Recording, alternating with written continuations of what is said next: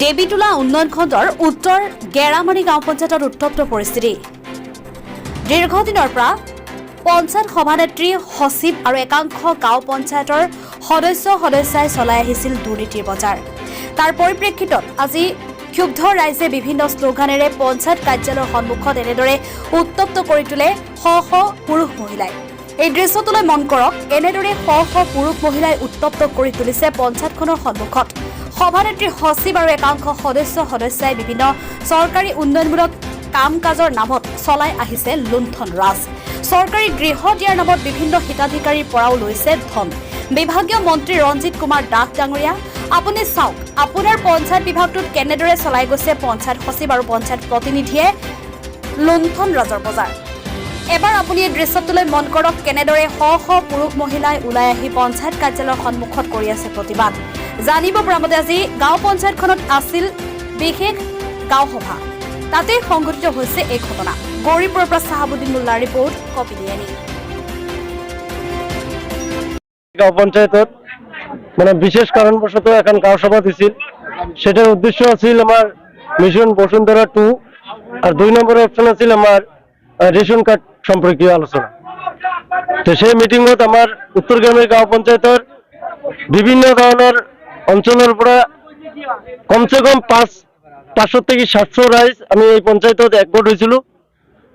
কিন্তু রাইজে ভালভাবে সেক্রেটারি হিসেবক আমার জিনিসগুলো বুঝিছো, সেক্রেটারি হিসেবর যেটো মৌসুম সেই মৌসুমত আমি রাইজ নিজে দুঃখিত হয়েছো। এইজনে বহুত বেয়া কথা কৈছে। এইখন মিটিংত না থাকিলেও আমি পাস করে দিব পাৰিম। গাঁও সভাত প্রত্যেকবারে আমার রাইজ আহে, কিন্তু আমি ইয়াত যেটো পাস করে দেয় এইটো একেতে ঘৰত যাই পেলাই পঞ্চায়েত সেক্ৰেটাৰিজনে আমাৰ আলমগঞ্জত এখন ৰুম লৈছে। সেই ৰুমত যাই মেম্বাৰ বডিক লৈ বিভিন্ন ধৰনেৰ স্কিমৰ পৰা আৰম্ভ কৰি যাৱতীয় কাম কাজ আমাৰ ৰাইজে যিবিলাক পাস কৰে দিয়ে সেই ৰুমত যায় এইবিলাক টোটালি চেঞ্জ হৈ যায়। সেইকাৰণে আমি ৰাইজে বিক্ষোভ হৈ আজি কৈছিলো যে যিখিনি ৰেশন কাৰ্ড সচিবগৰাকীৰ নাম আমাৰ শ্যামল চন্দ্ৰ দাস আৰু তেখেতৰ লগত টিআৰআই বডি যিটো আছে এইটোও জড়িত আছে।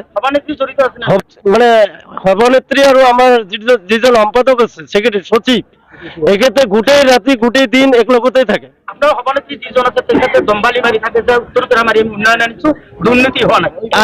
আজি কৈছে যেটো আমাৰ মানে পাব্লিকৰ লগত বিহেভ কৰিছে এইটো নিতেও আমি দুঃখিত, প্ৰতিনিধিৰ ওপৰতো আমি দুঃখিত।